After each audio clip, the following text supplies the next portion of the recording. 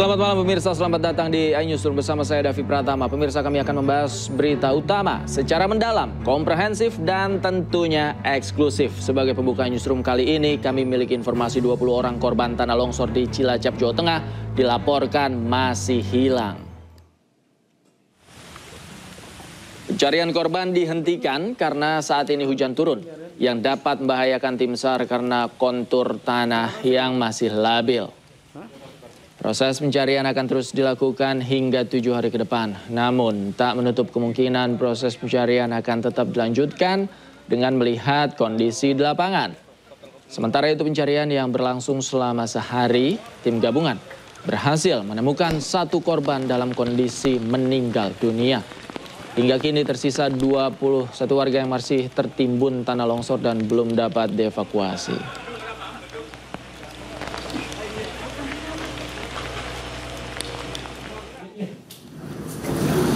Sementara itu korban longsor di Desa Cibenying, Kabupaten Cilacap, Jawa Tengah saat ini dirawat di Rumah Sakit Umum Daerah Majenang. Sebanyak 5 korban luka, baik itu luka patah kaki maupun luka badan lainnya masih terus mengalami perawatan. Dan hingga saat ini korban meninggal ditemukan 3 jenazah.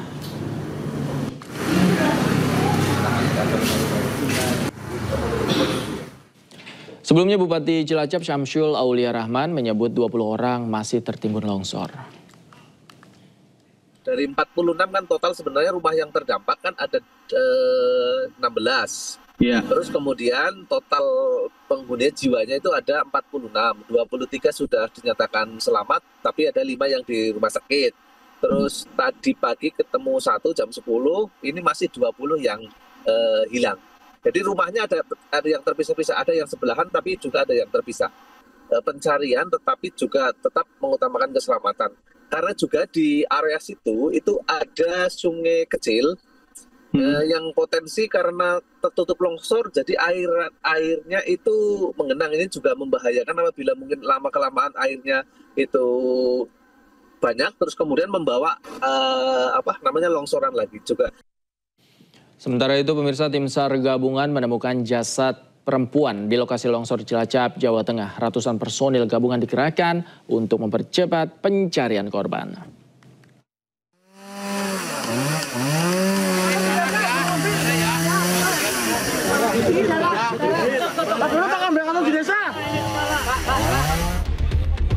Tim SAR gabungan menemukan jasad seorang perempuan di lokasi longsor Cilacap, Jawa Tengah. Korban ditemukan dalam kondisi tertutup kasur dan berada di dekat kendaraan roda 2. Proses evakuasi berlangsung cukup sulit dan menggunakan alat berat karena korban tertimbun dalam tanah yang cukup tebal. Menurut data yang diperoleh, korban bernama Yuni merupakan ibu dari korban yang sudah ditemukan dalam kondisi meninggal Kamis malam yang bernama Maya.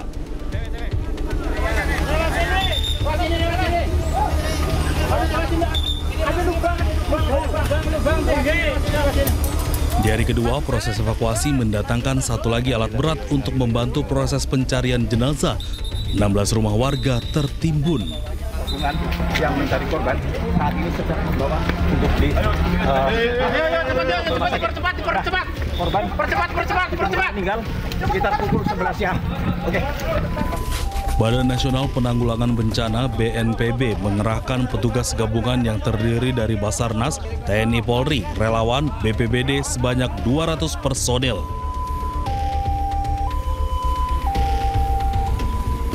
Ini kami mengerahkan Satgas Pencarian Gabungan, Basarnas, TNI Polri, relawan, BNPB, BPBD sekitar 200 orang. Ini sekarang sudah langsung melaksanakan pencarian. Mudah-mudahan dalam waktu yang tidak terlalu lama ini bisa segera ditemukan. Ini berdasarkan dari hujan lebat beberapa hari. Sebetulnya Jawa Tengah itu sudah dilakukan operasi modifikasi cuaca. Terbukti penanganan banjir di Semarang, Kaligawe karena OMC sudah tuntas. Tapi ternyata tadi malam dengan hujan yang tidak terlalu lebat mengakibatkan longsor di Kabupaten Cilacap atau di Kecamatan Majenang tadi. Alat berat juga dikerahkan ke lokasi bencana guna mempercepat pencarian korban. Sementara 20 korban masih belum ditemukan. Dari Cilacap, Jawa Tengah, Tim Liputan iNews melaporkan. Dan pemirsa, untuk mengetahui informasi terbaru terkait musibah longsor di Cilacap, Jawa Tengah, sudah ada rekan kami Heri Susanto di lokasi. Selamat malam, Heri. Apa saja aktivitas saat ini yang dilakukan di lokasi? Saat ini kondisi cuaca di lokasi bencana tanah longsor di Cisacipen ini, Kecamatan Majenang, Kabupaten Cilacap itu dalam kondisi hujan. Jadi proses evakuasi sekitar pukul 15.30 tadi untuk sementara dihentikan karena kondisi lokasi berbahaya jika memaksa evakuasi terus dilakukan. Mengingat cuaca saat ini masih turun hujan, untuk aktivitas malam ini di lokasi kejadian untuk sementara dihentikan. David. Heri, besok pukul berapa rencananya evakuasi kembali dilanjutkan? Ya, besok seperti biasa untuk proses pencarian itu biasanya akan dimulai pukul 6 pagi. Kemudian seluruh tim SAR yang terlibat dalam proses pencarian ini akan terus melakukan pencarian hingga 20 korban yang masih tertimbun itu bisa diketemukan. Diksi, ada di berapa titik korban yang masih hilang saat ini? Ya, berdasarkan pemetaan dari tim SAR itu ada dibagi dalam dua titik,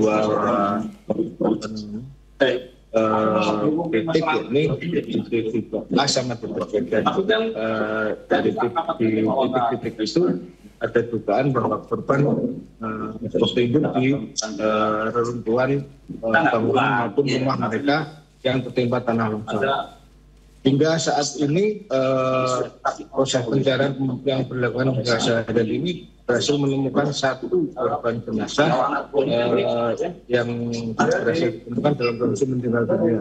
Dengan demikian jumlah korban yang masih tertimbun saat ini mencapai 20 orang warga.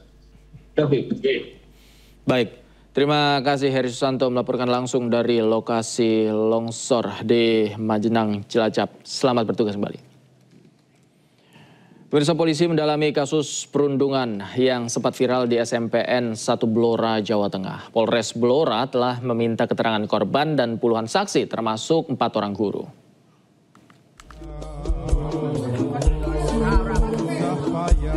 Kasat Reskrim Polres Blora, Jawa Tengah, AKP Zainul Arifin telah memeriksa dan memintai keterangan sejumlah saksi, 4 guru dan korban dalam kasus bullying antar pelajar di SMP Negeri Favorit di Blora. Videonya sempat viral di sejumlah media sosial. Terlihat salah satu siswa hanya pasrah saat dipukuli kawan-kawannya. Ironinya, puluhan teman-temannya hanya melihat dan menyoraki tanpa mencoba melerai. Perkara kekerasan anak ya di SMP Negeri 1 Blora sudah dimintai keterangan, yaitu salah satunya adalah korban didampingi oleh orang tua dan bersama rekan-rekannya saksi, yaitu sebanyak 37 anak-anak yang didampingi oleh orang tua. Dari keterangan korban yang didampingi orang tuanya, penyebab terjadinya bullying di SMPN 1 Blora adalah hanya kesalahpahaman antar keduanya.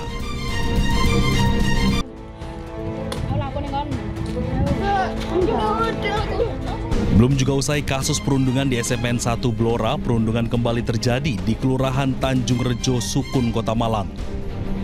Diketahui korban merupakan siswi SMP setempat. Viral seorang siswi SMP dianiaya hingga mendapat kekerasan fisik oleh 3 pelaku yang juga perempuan. Dalam video, korban hanya terdiam dan tidak melawan. Terlihat korban sempat meminta maaf kepada pelaku, namun pelaku kembali melakukan tindak kekerasan.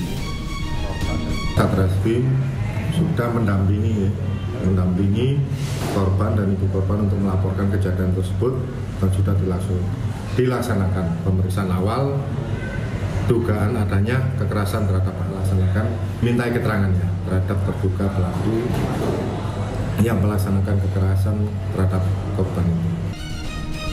Terkait kasus ini, polisi segera memanggil pelaku perundungan. Dari pemeriksaan yang telah dilakukan, korban mengalami luka akibat kekerasan yang dialaminya. Tim Liputan iNews melaporkan. Perundungan yang dialami anak-anak berdampak buruk dan ganggu psikologis jika tak ditangani serius, dan berikut langkah yang perlu dilakukan orang tua saat dampingi anak korban perundungan.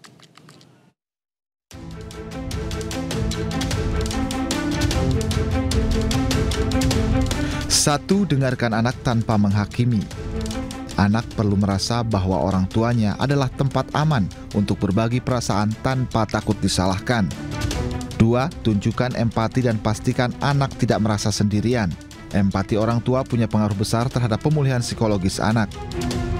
Sementara itu, saat korban merasa tidak sendirian, maka beban emosional yang ditanggungnya akan berkurang. Lalu yang nomor 3, ajarkan cara kelola emosi dengan positif. Penting bagi anak untuk tahu bahwa marah dan frustrasi adalah hal yang wajar, namun harus disalurkan dengan cara yang tepat. Kemudian yang keempat, libatkan pihak sekolah dan profesional. Hal ini sangat perlu dilakukan agar anak mendapatkan perlindungan dan dukungan menyeluruh. Adapun yang terakhir, 5, bantu anak bangun kembali rasa percaya diri. Orang tua dapat bantu anak kembali bersosialisasi, pendukung minatnya, serta beri penguatan positif. Usai menjalani pemeriksaan selama 9 jam, tersangka kasus tudingan ijazah palsu Joko Widodo Roy Suryo CS tidak ditahan polisi.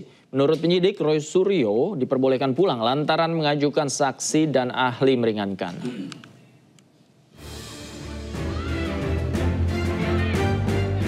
Roy Suryo CS menjalani pemeriksaan di gedung Dirkrimum Polda Metro Jaya terkait kasus tudingan ijazah palsu Joko Widodo.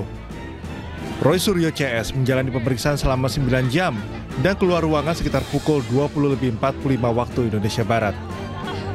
Juru bicara Roy Suryo CS, Refli Harun, menyebut pemeriksaan berjalan dengan baik. Roy Suryo, Rismond Sianipar, dan Dr. Tifa juga diperlakukan dengan baik oleh penyidik.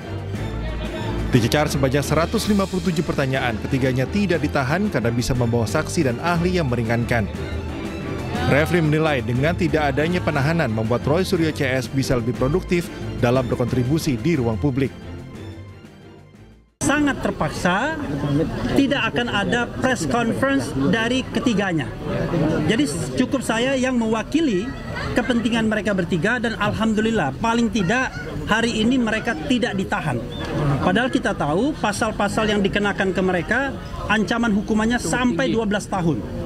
Yaitu pasal 35 Undang-Undang ITE. Alhamdulillah, saya mengatakan dengan tidak ditahan, Mas Roy akan lebih produktif, akan bisa berpikir, akan bisa menulis dan lain sebagainya. Sementara itu, pihak kepolisian menegaskan akan kembali melakukan pemeriksaan kepada saksi maupun ahli yang diajukan Roy Suryo CS. Hal tersebut dilakukan atas dasar prinsip proses penegakan hukum yang adil dan berimbang. Kepada ketiga tersangka, kami perbolehkan untuk kembali ke rumahnya masing-masing. Kenapa demikian? Karena ketiga tersangka mengajukan ahli dan saksi yang meringankan. Tentunya dalam hal ini kami sebagai penyidik harus menjaga keseimbangan keterangan dan informasi sehingga proses penegakan hukum ini adil dan berimbang. Roy Suryo bersama dengan Rismond Sianipar dan Tifa Uziat Yasuma atau Dr. Tifa merupakan 3 tersangka klaster 2 kasus tudingan ijazah palsu Jokowi. Sebelumnya pada klaster 1, polisi telah menetapkan 5 tersangka dalam kasus ini. Tim Liputan iNews melaporkan. Dr. Tifa menduga ada dugaan kriminalisasi dalam penetapan 8 tersangka dalam kasus ijazah Jokowi di Polda Metro Jaya. Para tersangka disebut telah manipulasi ijazah Presiden ke-7 tersebut.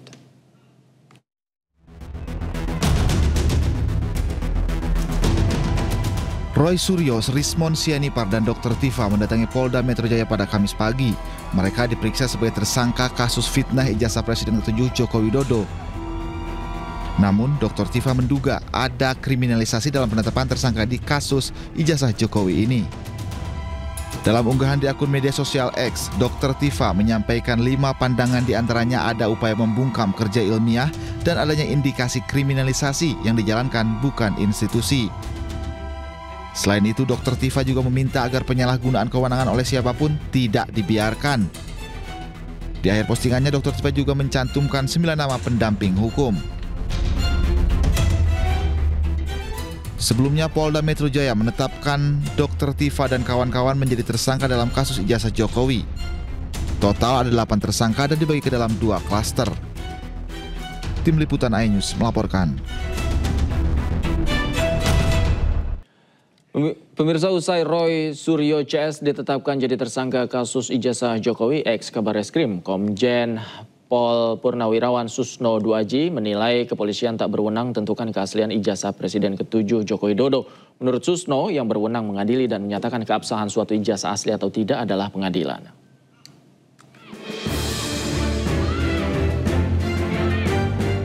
Kabareskrim Polri periode 2008-2009, Komjen Pol Purnawirawan Susno Duaji menilai penetapan tersangka terhadap Roy Suryo CS dalam kasus tudingan ijazah palsu Presiden ke-7 Joko Widodo memiliki kejanggalan. Susno menegaskan polisi tidak memiliki kewenangan untuk menyatakan keaslian ijazah seseorang, termasuk ijazah milik Jokowi. Menurut ex Kabareskrim tersebut, lembaga yang berwenang memutuskan keabsahan suatu ijazah adalah Pengadilan Tata Usaha Negara, bukan aparat kepolisian. Memihak yang mana? Oh, polisi katakan kami sudah memeriksa 168 saksi misalnya ya. Setelah memeriksa sekian puluh ahli, tidak bisa. Saksi dan ahli tadi benar apa tidak, mendukung yang mana kesaksian dan keahliannya, yang di sini kan punya saksi dan ahli juga. Roy Suryo CS punya saksi, Roy Suryo CS punya ahli juga. Nah, mana yang benar? Nggak boleh polisi memutus, karena polisi bukan hakim. Ini harus dibawa ke ranah peradilan yang berwenang memutus produk. Ijazah itu adalah produk daripada pejabat tata usaha negara. Nah, yang meragukan bisa Pak Roy Suryo CS menggugat kepada pejabat peradilan TUN bahwa ijazah Pak Jokowi ini palsu atau tidak sah. Dia ajukan segala macam bukti. Karena dia yang menggugat, dia yang harus membuktikan. Pak Jokowi, di pihak Pak Jokowi ini bersama UGM yang tergugat harus juga menampilkan bukti-bukti. Berupa surat, berupa ahli, berupa elektronik, berupa laborat, dan lain-lain, silakan. Yang ini juga berhak juga mengajukan. Biar fair, kan adil. Dia ajukan semua, ini hasil pemeriksaan laborat, ini hasil pemeriksaan ahli, ini pemeriksaan saksi, dan semuanya. Diadu dua ini. Kalau diadu yang memutus siapa? Bukan kewenangan Polri. Karena Polri bukan hakim. Memutus sesuatu yang disengketakan terhadap produk dari pejabat tata usaha negara, itu ada lembaga sendiri, yaitu lembaga yang namanya Peradilan Tata Usaha Negara. Silakan mereka beradu argumen, beradu alat bukti, dan sebagainya. Nanti peradilan TUN yang akan bukti. Kalau peradilan TUN yang sudah membuktikan, apa langkahnya lagi? Yang tidak puas atas putusan peradilan TUN itu, silakan mengajukan gugatan banding. Tidak puas juga terhadap putusan banding peradilan TUN, silakan mengajukan kasasi. Masih tidak puas, silakan ajukan PK. Kalau sudah mempunyai kekuatan hukum tetap terhadap ijazah itu, baru itu namanya ijazahnya terbukti. Terbukti asli, maka Roy Suryo CS ini dapat dijadikan tersangka karena dia mengatakan sesuatu yang tidak benar. Tersangka apa? Pencemaran nama baik, dan tersangka juga pelanggaran Undang-Undang ITE. Tetapi sebaliknya, kalau seandainya ijazah itu terbukti palsu, dan tidak sah, maka pihak UGM dan pihak Jokowi bisa menjadi tersangka. Sebelumnya Polda Metro Jaya menetapkan Roy Suryo dan kawan-kawan menjadi tersangka dalam kasus ijazah Jokowi. Total ada 8 tersangka dan dibagi ke dalam 2 klaster.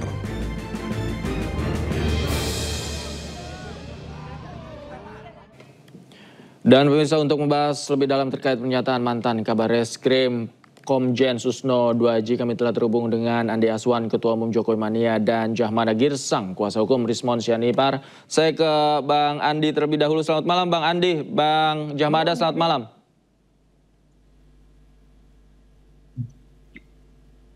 Malam, David.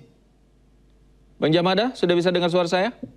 Oh, bisa dengan bagus sekali suaranya. Selamat malam. Selamat malam. Malam, Abang Dap. Saya ke Bang Andi terlebih dahulu. Bang Andi, yang bisa membuktikan ijazah Pak Joko itu asli atau palsu, PT UN, kata Pak Susno 2J. Tanggapan Anda, Bang Andi?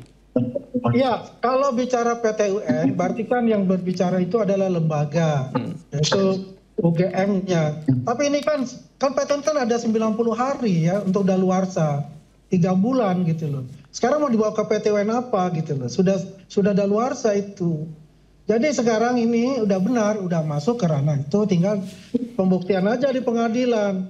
Kalau dari awal dilakukan dengan PT UN, artinya itu adalah bukan dengan pihak Pak Jokowi, tapi adalah Universitas Gadjah Mada yang institusi yang mengeluarkan ijazah tersebut. Tapi ini kan sudah daluarsa, sudah 90 hari, kan batas maksimum 90 hari.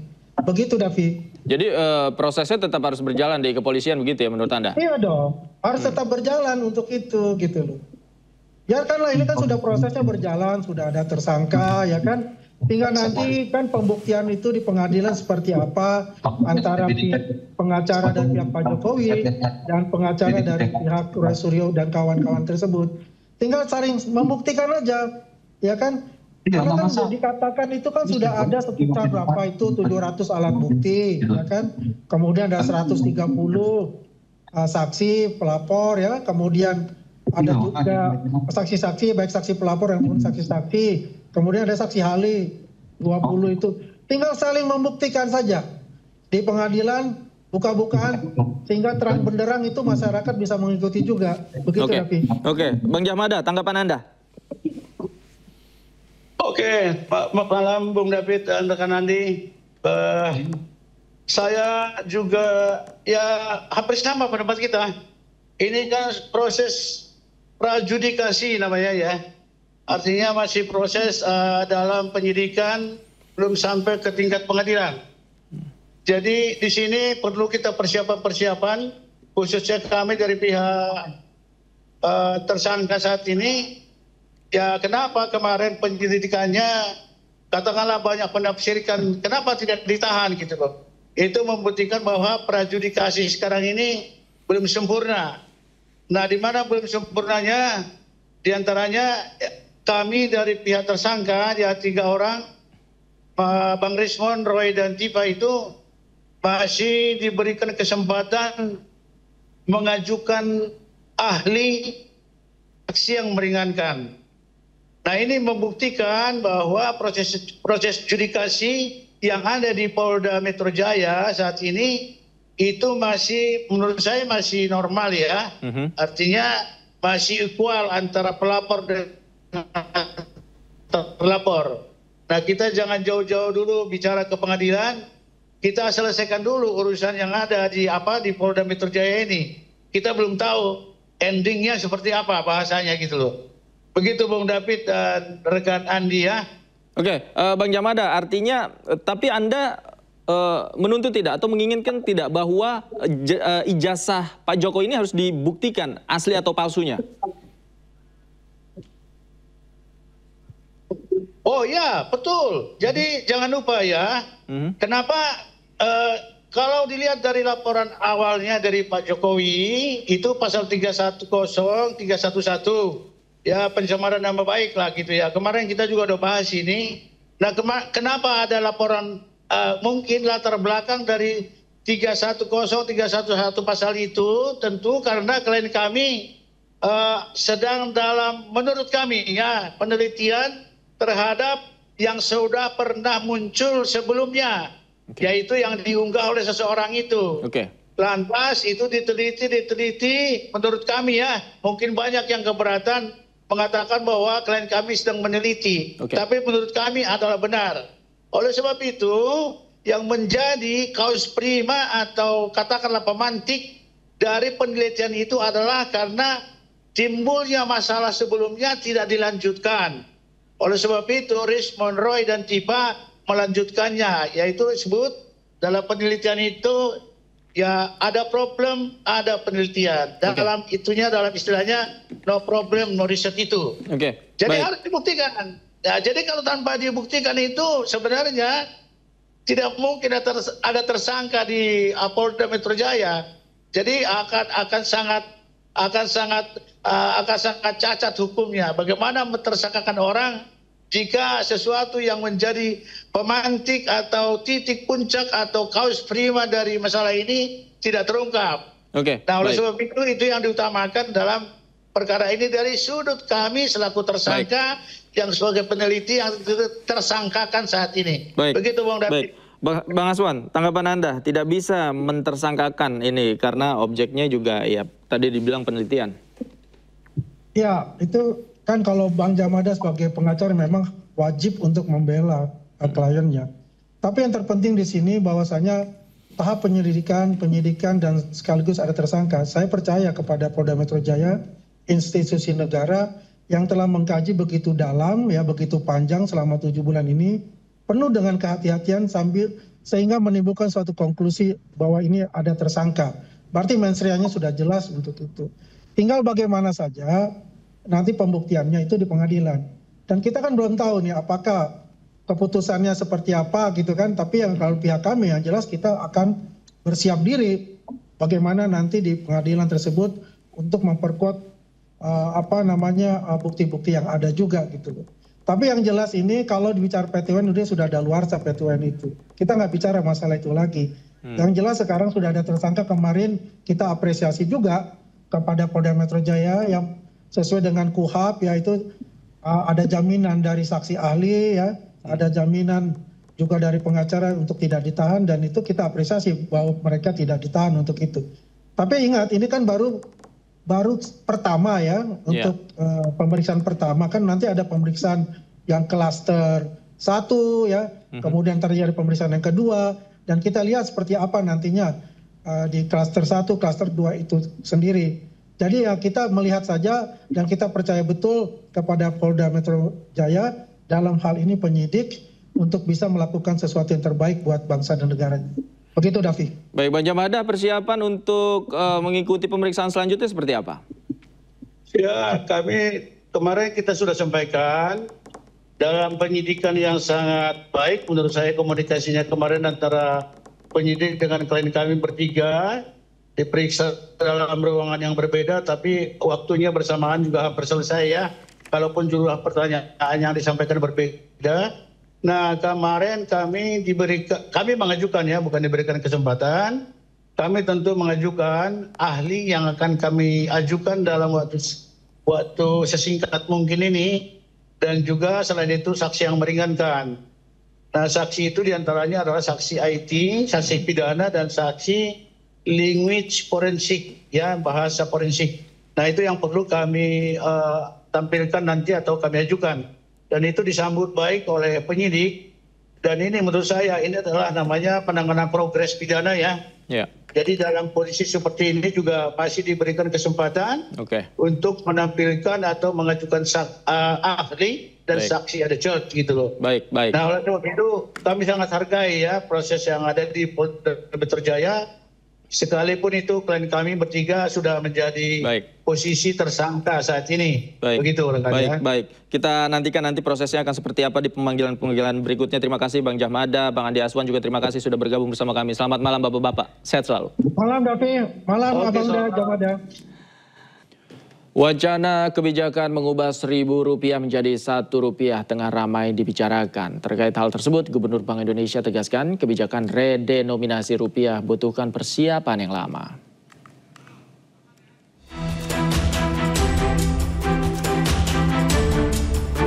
Gubernur Bank Indonesia Peri Warjio menanggapi soal wacana redenominasi rupiah yang belakangan ini tengah ramai dibicarakan. Pada Rabu siang dalam rapat kerja dengan Komisi 11 Dewan Perwakilan Rakyat, Peri menjelaskan bahwa langkah redenominasi akan membutuhkan waktu. Sementara itu kini pemerintah dan Bank Indonesia masih fokus menjaga stabilitas dan mendorong pertumbuhan ekonomi. Yang berkaitan dengan redenominasi itu saja kami pada saat ini lebih fokus menjaga stabilitas dan mendorong pertumbuhan ekonomi. Itu fokusnya adalah seperti itu, sehingga apalagi redenominasi itu memerlukan timing dan juga persiapan yang lebih lama. Sebelumnya Menteri Keuangan Republik Indonesia Purbayayudi Sadewa memastikan pihaknya bukanlah pengusul RUU redenominasi yang ditargetkan rampung 1 tahun ke depan. Kebijakan redenominasi rupiah atau penyederhanaan nilai mata uang sepenuhnya menjadi kewenangan Bank Indonesia. Itu kebijakan Bank Sentral dan dia nanti akan diterapkan sesuai dengan kebutuhan pada waktunya. Sehingga sekarang atau tahun depan. Tahun depan? Enggak tahun depan. Saya nggak tahu, itu bukan Menteri Keuangan tapi urusan Bank Sentral. Kan Bank Sentral udah kasih pernyataan tadi kan. Redenominasi adalah pemangkasan atau penyederhanaan nilai mata uang tanpa memengaruhi nilai tukarnya yang dilakukan saat kondisi ekonomi sedang stabil atau sehat. Contohnya uang pecahan Rp1.000 diubah menjadi Rp1.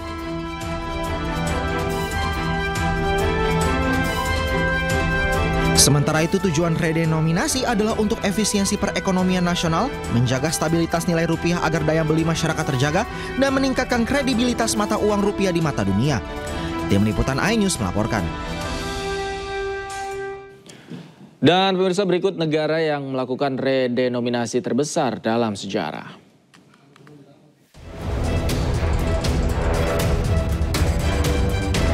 Satu, Hungaria.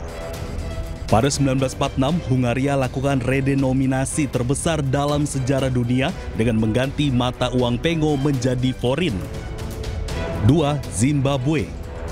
Pada 2009, mata uang Zimbabwe, dolar Zimbabwe, terdevaluasi parah. Selama periode ini, pemerintah lakukan redenominasi hingga akhirnya mendemonetisasi atau mencabut dolar Zimbabwe dan menggantinya dengan mata uang asing seperti dolar AS, euro, dan yuan China. 3, Jerman. Pada 1923, pemerintah ganti mata uang paper mark dengan renten mark setelah inflasi mencapai 29.500%. Hal ini dilakukan untuk menstabilkan perekonomian. 4, Yunani. Pada 1944, Yunani hadapi hiperinflasi yang parah. Hingga akhirnya negara ini mengganti 50 miliar drachma dengan 1 unit mata uang baru dengan rasio 50 miliar banding 1 untuk permudah transaksi dan stabilisasi ekonomi. 5, Yugoslavia. Pada tahun 1992 dan 1994, negara ini alami hiperinflasi selama Perang Saudara. Mata uang dinar mengalami 4 kali redenominasi selama periode tersebut. Hal ini membuat mata uang Yugoslavia jadi salah satu mata uang dengan umur terpendek dalam sejarah. 6, Nicaragua. Pada 1991, Nicaragua lakukan redenominasi akibat inflasi parah. Mata uang lama, Cordoba, digantikan dengan unit baru yang lebih sederhana untuk mempermudah transaksi ekonomi. 7, Republik Zaire. Pada 1993, Zaire lakukan redenominasi setelah mengalami penurunan nilai mata uang yang drastis. Mata uang lama Zaire diganti dengan Nouvelle Zaire. Namun inflasi terus berlanjut dan pada 1997 pemerintah ganti nama uang lagi menjadi franc Kongo. 8, Bolivia. Pada 1987, Bolivia lakukan redenominasi besar-besaran mengubah peso boliviano jadi boliviano baru dengan rasio 1 juta banding 1 setelah inflasi yang tinggi. Redenominasi ini membantu menstabilkan ekonomi dan kurangi inflasi pada awal 1990-an. Menteri Keuangan Purbayayudi Sadewa menyebut pemerintah kemungkinan akan menanggung beban infrastruktur WUSH, namun detailnya masih akan terus dibicarakan.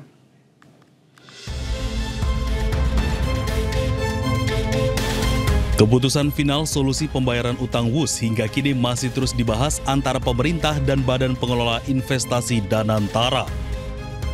Menteri Keuangan Purbaya Yudi Sadewa menyebut arahan awal dari Presiden menunjukkan adanya kemungkinan bahwa pemerintah akan menanggung biaya terkait pembangunan infrastruktur. Sementara nantinya BPI dan Antara akan bertanggung jawab atas rolling stock atau pengadaan sarana kereta. Meski demikian, Purbaya menegaskan bahwa hingga kini skema final belum ditentukan. Sepertinya kita akan cenderung, belum putus juga, kita akan cenderung membayar jalannya, infrastrukturnya kan, rolling stocknya bukan kita yang itu, yang nanggung. Hingga saat ini belum ada kesempatan terkait skema pembayaran utang WUSH. Namun jika ada ruang diskusi antara Danantara dan pihak Tiongkok, Kementerian Keuangan dipastikan akan mengikuti tahap diskusi agar tercapai kesepakatan yang tidak membebani negara. Kita ke informasi lain, pemirsa. Menteri Kesehatan Budi Gunadi Sadikin akan menghapus sistem rujukan berjenjang yang berlaku di BPJS Kesehatan. Hal ini disampaikan Menkes saat rapat kerja bersama Komisi 9 DPR RI di Jakarta. Melalui sistem baru yang berbasis kompetensi rumah sakit ini, pasien akan langsung dikirim ke fasilitas yang memiliki kemampuan dan sarana sesuai hasil pemeriksaan awal. Budi mencontohkan pasien yang mengalami serangan jantung kerap harus melalui jalur rujukan berlapis dari puskesmas, rumah sakit tipe C, rumah sakit tipe B, sebelum akhirnya ditangani rumah sakit tipe A. Padahal sudah jelas yang bisa menangani adalah rumah sakit tipe A. Budi menilai langkah ini lebih manusiawi sekaligus efisien secara pembiayaan. Nah, dari tadi itu saya ingin menjelaskan karena saya ini kan dokter. Kita lakukan, kita akan berubah rujukannya berbasis kompetensi supaya menghemat BPJS juga. Sekarang kalau orang misalnya sakit kena serangan jantung harus dibedah jantung terbuka, dia dari puskesmas masuk dulu rumah sakit tipe C. Tipe C rujuk lagi tipe B, karena nanti itu tipe B tujuannya tipe A. Padahal yang bisa lakukannya udah jelas tipe A. Tipe C, tipe B nggak mungkin bisa tangani. Harusnya dengan demikian, BPJS nggak usah keluar uang 3 kali. Dia keluarnya sekali aja, tok langsung dinaikin ke yang paling atas. Dari BPJS itu biaya yang lebih murah, dari masyarakat juga lebih senang dia. Nggak usah dia rujuknya 3 kali lipat, guru wafat nanti dia kan. Lebih baik dia langsung aja dikasih ke tempat di mana dia bisa dilayani sesuai dengan anamnesa awalnya.